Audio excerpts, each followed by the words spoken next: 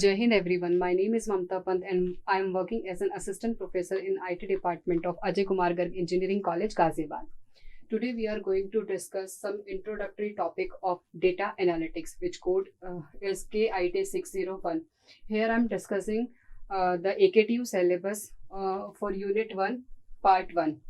And in the next video we will discuss about some Part 2 topics for Unit 1. So let's get started. So first of all, we need to understand what is data. So anything which is in the raw form or in isolated form is known as the data. Okay, especially the data is the thing which we can record. Okay, so what is the definition of data? Any raw or isolated facts about an entity which we can record is known as the data. The form of data could be text, audio, video, or map. The next thing, what is data collection? Now, this is the whole definition of data collection. I am segregated into the parts to understand you what is basically the data collection, because it is the very first step of data analytics process. So data collection is the process of acquiring, collecting, extracting, and storing. Now let's understand what is these terms. First, understand what is acquiring and collecting. What is the difference between these two terms? Let's take an example. Suppose I am giving you the lecture on data analytics topic. So when I'm giving you the lecture, you are taking my lecture. So this is called acquiring the information or acquiring the data if you are listening my lecture. Now, after listening my lecture, if you note down something in your notebook, you are making the notes. This is called collecting the data. So acquiring is listening the lecture and collecting is write down something important things or making the notes is known as the collecting. So this is the acquiring and collecting. Next comes extracting and storing. Extracting means when I take the interview of a person, so I am trying to extract the information from that person. So this is called extracting knowledge. And after extracting the knowledge, if I'm storing this in the form that that person is more knowledgeable, less knowledgeable, have very less amount of information. So these kinds of statement is the storing information. So this process is called extracting and storing. So basically data processing can be done with two methods. First, either acquiring and collecting. Second, either extracting or storing. Next, voluminous amount of data which may be in structured or unstructured mode. A huge amount of data we should store in the form of data collection, which could be structured or unstructured. Structured, as the name suggests, in the form of a well-defined structure, and unstructured in the form of not well-defined structure. And forms may be text, video, audio, XML files, and records. So this is the definition of data collection. So let's revise this definition. Data collection is the process of acquiring, collecting, extracting, and storing the voluminous amount of data which may be in the structured form or unstructured form, like text, audio, video, XML files, records, other image files used in the later stages of data analytics. Next, in the process of big data analysis, data collection is the initial step before starting to analyze the pattern of useful information in the data. Next, the data which is to be analyzed must be collected from the different valid source. Now, what is the meaning of this valid source? Before this, we have a lesson about the sources of data, but what is this valid sources? For example, suppose I want to make a e-commerce websites and I want to collect data regarding this. But if I'm collecting data from stock market, real estate, so this is invalid sources of data from my point of view, because I wanted to make e-commerce website. So I have to collect data like Amazon, Flipkart. These are the valid sources, not real estate or stock market prediction. This is not the valid sources. So we have to collect data every time from the valid sources. Next topic comes that sources of data. The data which is collected is known as the raw data. Any raw facts and figure or isolated factor which we can record is known as the raw data. At the very initial step, this is not useful. This raw data is not useful. But on cleaning the impure or utilizing the data for further analysis from the information, means when we clean the impurities from our raw data, it gives us the information. For example, I want the information of section CSIT 1. of third year students. But in my database, I have the information of all these students in the college. From all students, if I remove other than CSIT students, then I will get only the information. This is the all information record is raw data, and from these all information records, if I fetch CSIT third year student information, that is called the information for me. The information obtained is such as known as the knowledge. This CSIT student information is knowledge for me. So knowledge may has many meanings like business knowledge or sales of enterprise product, disease treatment, etc. The main goal of data collection is to collect information rich data. From the information we can get a lot of information or lots of knowledge for the purpose of data analysis. Data collection start with asking some questions like what type of data is to be collected, what is the source of the data. So such kind of questions should be asked before the data collection. The actual data is then further divided into two main parts. First is your primary data, second one is your secondary data. Let's discuss them one by one. So this is the overall figure of data collection sources. Here is the first one is your primary data, second one is your secondary data. So to collect primary data, we have a lots of methods like surveys and interview. These are the method to collect the primary data. And secondary data is of two types. One is internal, second one is your external data. And internal data can be collected from the organization and external data can be collected from government agencies, etc. So let's take a brief on these one by one. First is your primary data. What is primary data? The data which is raw, original and extracted directly from the official sources. The data which is extracted directly from the official sources is known as the primary data. This type of data is collected directly by performing the techniques such as questionnaire, interviews, survey, experimental. These are the methods by which we can collect the primary data. The data collected must be according to the demand of requirements of the target audience. The application or the platform which I want to develop, it should be according to the requirement of the target audience on which analysis is performed. Otherwise, it would be burden in the data. If data is not is of my type or from valid sources, it could be burden for me. Next, there are few methods for collecting the primary data. First one is your interview method. In interview method, there is a person who asks the questions. This person is known as the interviewer, and the person who answers the interview is known as the interview. In this process, interviewer asks a lot of questions regarding to the topic to the interviewee, and interview answers all the questions according to their knowledge or information. Second one is some basic business product related questions are asked and noted down in the form of notes, audio and video, and this data is stored for the data processing. Next, the data we collect from this method can be either structured or unstructured, or can be both, like personal interviews or formal interviews through telephonic interview, face-to-face, email, etc. Next one is your survey method. Survey method is a process of research where a list of relevant questions are asked and answers are noted down in the form of text, audio and video. In survey method, there are predefined set of questions, while in interview, interviewer may ask a different types of questions.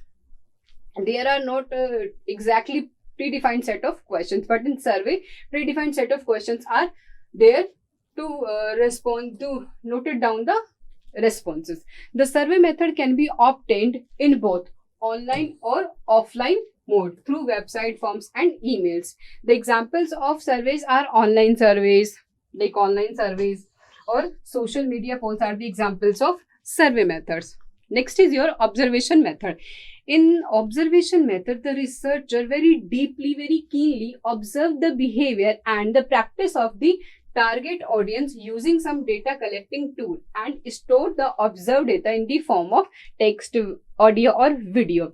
In this method, data is collected directly by posting a few questions on the participant. For example, observing a group of customers and their behavior towards the product. The data obtained will be sent for the processing. The next one is your experimental method. As the name suggests, we use here experiments, research and investigation to collect the data. So here are some most common techniques we use in experimental method like CRD, RBD, LSD and FD. There are some most important tools or techniques we use in experimental method. First one is your CRD. CRD means completely randomized design. Completely randomized design is a simple experimental design used in data analytics which is based on randomization and replication. The main base of this method is randomization and replication. It is mostly used for comparing the experiment. When we have 2 or more experiments, this method is used for comparing the experiments or data. Next one is your RBD, randomized block design. Here, a large problem or large experiments is divided into small units of blocks. Then every block goes into the randomized experiment method. And the very basic technique, very most important technique used in RBD is ANOVA. That is analysis of variance. RBD was originated from agriculture sector. Next one is your LSD, Latin square design. Here, n by n square matrix is used of equal amounts of rows and columns which contain letters that occur only once in the row. Here, hence the difference can be easily find it out. Sudoku puzzle is the example of Latin square design. Next one is your factorial design. This is also a form of experimental method where each experiment has 2 factors, each with possible values, and on performing trail of the combination factors are derived. So these are the experimental methods. Next one is your secondary data. Secondary data is the data which has already been collected, means the primary data which already we have collected and we are reusing it again for some valid purpose. This type of data is previously recorded for primary data and it has 2 sources, internal sources and external sources. Now, what are the internal sources? These data can be easily found within the organization in the form of such as market records, sales record, transaction, customer data, accounting resources, etc. The cost and time consumption is less in obtaining the internal sources. Why? Because we have data within the organization. That's why we got very less amount of time to analyze that data, to collect that data. Next one is your external sources. What is the external sources? The data which we cannot find within the organization or at internal organization, that is called external sources, and we can be gained through external third party resources. That is known as external sources data. The cost and time consumption is high or more because we cannot get this data within the organization. We have to go for the third party to getting the data. Some examples of external sources are government publications, news publications, Registrar Journal of India, Planning Commission, International Labour Bureau, etc. There are some other sources in secondary data like sensor data, satellite data and web traffic. In sensor data, especially we use the IoT devices. The data we get from the Internet of Things, IoT devices, comes into this category, the sensor data. Next is your satellite data. With the help of satellites, we can get terabytes of images. So the data we get from the satellites in the form of terabytes of images comes into the satellite data. Next is your web traffic. You have known the scraping in Python we use to get the data, online data. Due to the fast and cheap internet facilities, many format of the data which is uploaded by user on different platform can be predicted and collected with their permission for data analysis. So this is called the data scraping or web traffic data. Next one is your nature of the data. Most of the data collected are of 2 types. First is qualitative data. Second one is quantitative data. What is qualitative data? Which is a form of non-numerical data such as words, sentences, focus on behavior or action. Next one is your quantitative data. in the numerical form and can be used calculating using different scientific tools and mechanism. So this picture depicts the difference between qualitative data and quantitative data.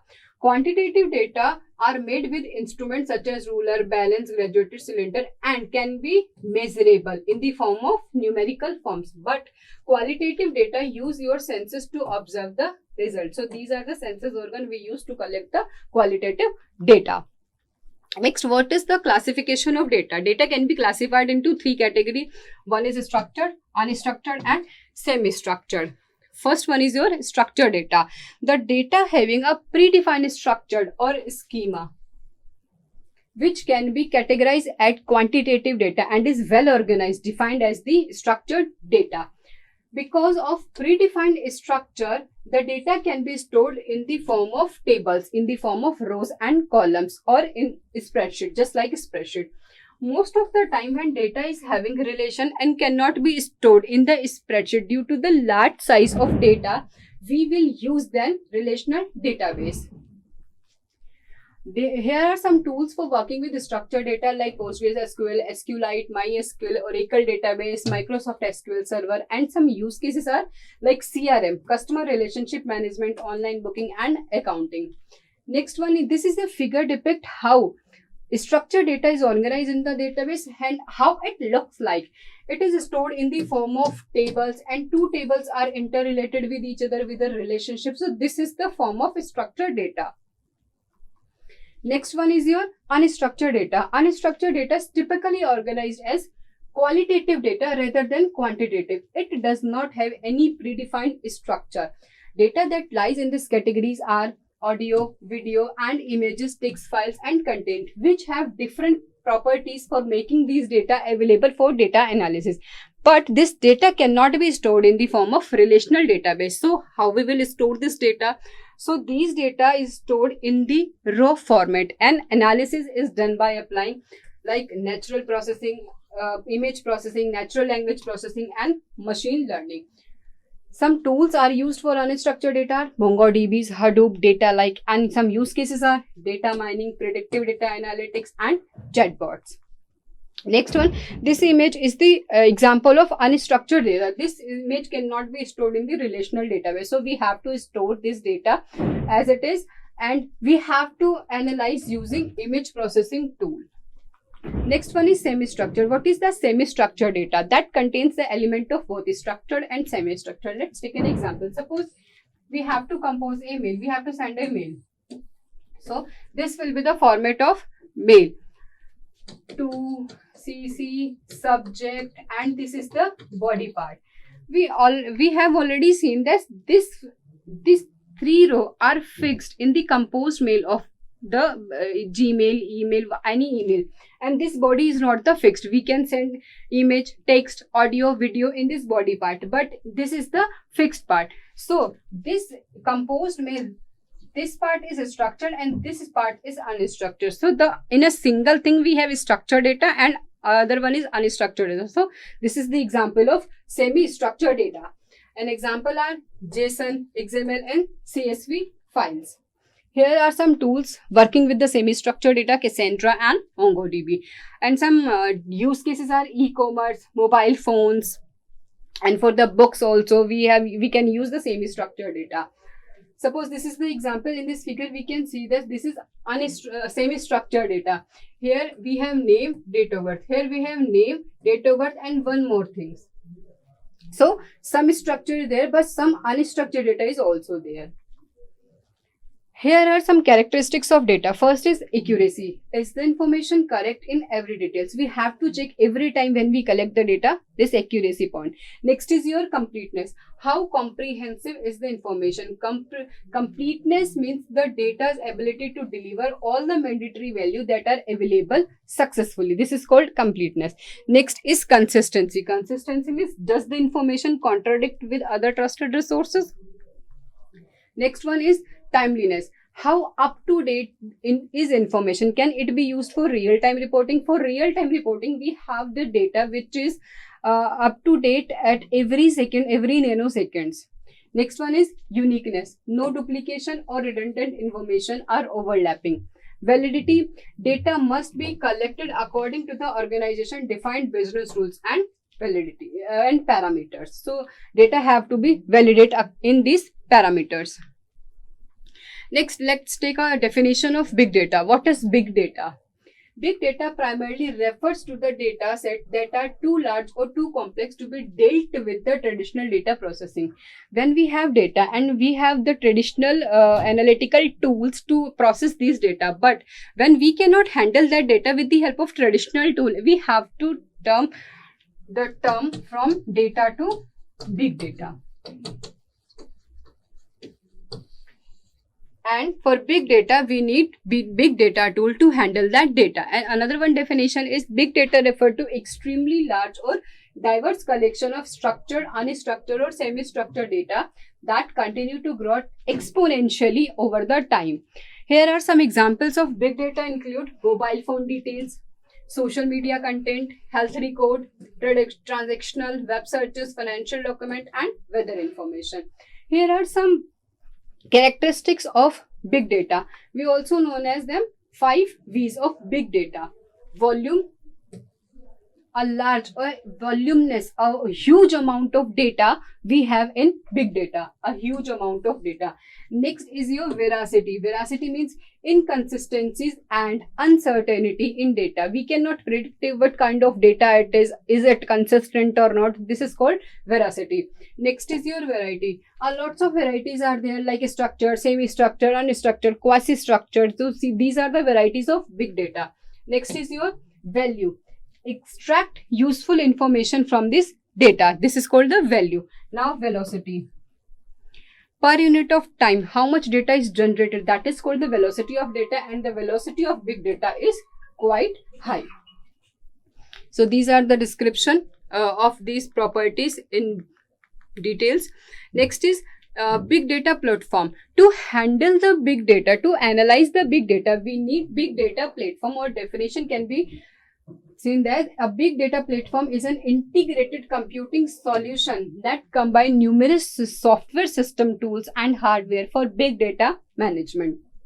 Next one, which is also used for analysis, analytical, machine learning into the cloud platform, is known as the big data platform. Here, big data platform workflow is divided into the following stages. First is data collection, storage, processing, analytic, management, catalog, observability, and intelligence. These are the workflow of the big data platform.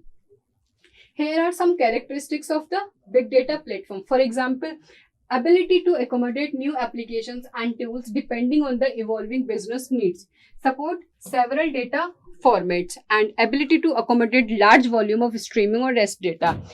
Next one is have a wide variety of conversion tools to transform the data. Next one, capacity to accommodate data at any speed.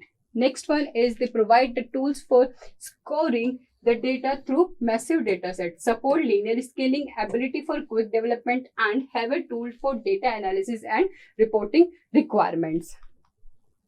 Here are some platforms used for platforms or different tools used in the big data, like Hadoop Data Lake Migration Platform, Data Catalog and Data Observability Platform, Data Ingestion and Integration Platform, Big Data and IoT Analytic Platform, Data Discovery and Management Platform, Cloud ETL Data Transformation Home. ETL means extract, transform and load. What is the need and importance of big data?